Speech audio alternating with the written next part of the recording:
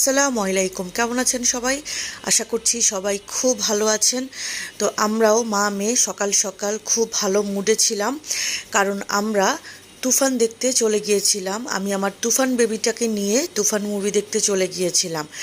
তো আজকেই তার ফার্স্ট হচ্ছে সিনেপ্লেক্সে গিয়ে মুভি দেখা, কারণ সে ছোট ছিল এত বছর। আমার কাছে মনে হয়েছে যে অনেক জোরে সাউন্ডটা সে নিতে পারবে না, এই কারণেই হচ্ছে তাকে নিয়ে আমরা মুভি দেখিনি। তো আজকে সে খুবই এক্সাইটেড ছিল, সকালবেলা খুব ভোরে তার ঘুম ভেঙে গিয়েছে, আর হচ্ছে আমাদের সাথে কিউট বেবি আর লক্ষ্মী বাচ্চার মতো সব কিছু সুন্দর মতো করে সে এনজয় করেছে।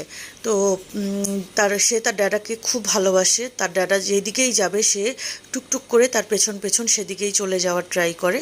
তো আমি আবার অনেক সময় ধরে রাখি, কারণ হচ্ছে ভিড়ের মধ্যে সে আবার যাতে পড়ে না যায়।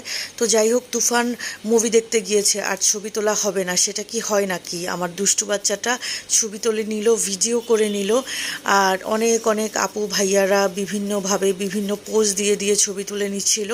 তো আমার এই দুষ্টু বাচ্চাটা বলছিল যে সে ওয়েট করতে পারছে না, কখন সে এন্ট্রি করতে পারবে। তো আমরা একটু তাড়াতাড়ি চলে গিয়েছিলাম, যেহেতু আমাদের শো ছিল 11টায়। তো আমরা 10টায় চলে গিয়েছিলাম, যেহেতু 1 ঘন্টা টাইম ছিল। এই দুষ্টু বাচ্চাটাকে বুঝিয়ে শুনিয়ে রাখা টাফ ছিল। তো আমরা আমাদের টিকিট কালেক্ট করে নিলাম, এরপরে হচ্ছে আমরা ভিতরে ঢোকার জন্য রেডি হয়ে গেলাম। এরপরে ঢুকেই সে বললো যে মাম্মাম হচ্ছে আমাকে পপকর্ন কিনে দাও, আমাকে পেপসি কিনে দাও। তো যাই হোক, আমরা সেগুলো নিতে গেলাম। তো আমাকে সে দেখিয়ে দিচ্ছিল সে কোনটা কোনটা নিবে। আর এইদিকেই হচ্ছে একটা কিউট লিটল বেবিকে দেখে আমার যে কি ভালো লাগছিল। সে চকলেটস নিতে চেয়েছিল, বাট তার মাম্মা এনিহাউ তাকে ম্যানেজ করে ফেলেছিল যে চকলেটসটা নিবে না। তো আমাদের খাবার রেডি হয়ে গেল, আমরা সেটা নিয়ে হচ্ছে হলের দিকে যাচ্ছিলাম। যেহেতু তুফান মুভিটা ঈদের সময় রিলিজ হয়েছে, এটার টিকিট পাওয়া যে কত বেশি প্যারাময় ছিল। যাই হোক, আমরা টিকিট অনলাইন থেকেই বুকিং দিয়েছিলাম। তো সাবাহাত মহা খুশি মনে হচ্ছে এন্ট্রি করছিল। এরপরে হচ্ছে আমরা আমাদের সিটে বসে গেলাম, তাকে বলছিল যে পপকর্ন খাও। তো সে লক্ষ্মী বেবির মতো খাচ্ছিল, আর হচ্ছে অ্যাড চলছিল, সেগুলো হচ্ছে সে এনজয় করছিল।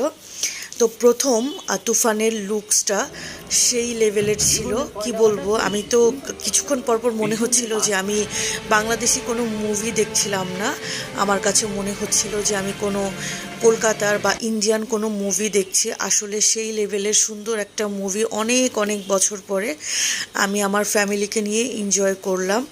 তো যাই হোক, আমাদের এখানে হচ্ছে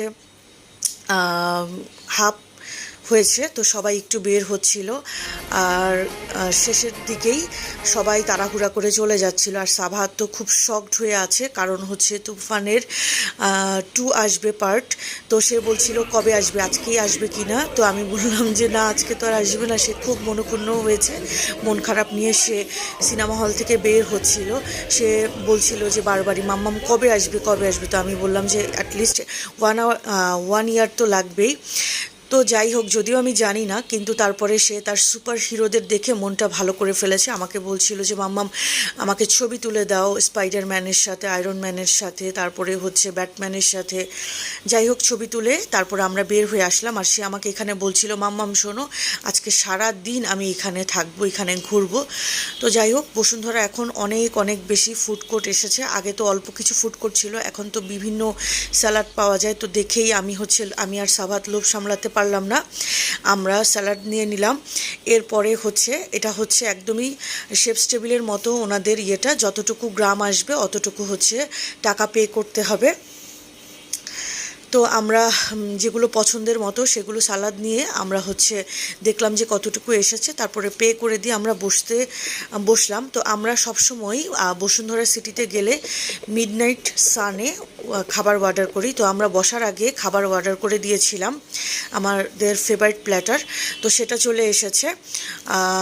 মনে হয় 1-1.5 বছর পরে আমরা বসুন্ধরায় গেলাম সাবাহাতের বাবাকে নিয়ে, সে গেলেই আমরা সবসময় এই খাবারটা খাই। তারপরে হচ্ছে আমরা লিফটের জন্য ওয়েট করছিলাম। দুষ্টু সাবাহাতটা একদমই ক্লান্ত হয়ে গিয়েছে, কারণ সেই 8:30টার দিকে সে হচ্ছে সকালে ঘুম থেকে উঠেছে মুভি দেখার এক্সাইটমেন্টে। তো যাই হোক, এরপরে হচ্ছে আমরা রওনা দিয়েছি বাসার উদ্দেশ্যে। আর অ্যাজ ইউজুয়াল রাস্তাঘাটে জ্যাম স্টার্ট হয়ে গিয়েছে। বাংলাদেশ বলে কথা। তারপরে হচ্ছে সাভারটা গাড়িতে বসে বসে খুবই বোরিং ফিল করছিল, জ্যামে বসেছিল। আবার হচ্ছে আজকে এত প্রচণ্ড গরম ছিল, রোদ ছিল, সব কিছু মিলিয়ে সে খুবই টায়ার্ড লাগছিল তাকে দেখতে। এরপরে হঠাৎ করে আমরা নামলাম, সে বলছিল যে সে বক্স কিনবে, তো কি আর করব, তাকে কিনে দিলাম। তো আজকের ভিডিও এই পর্যন্ত, আল্লাহ হাফেজ।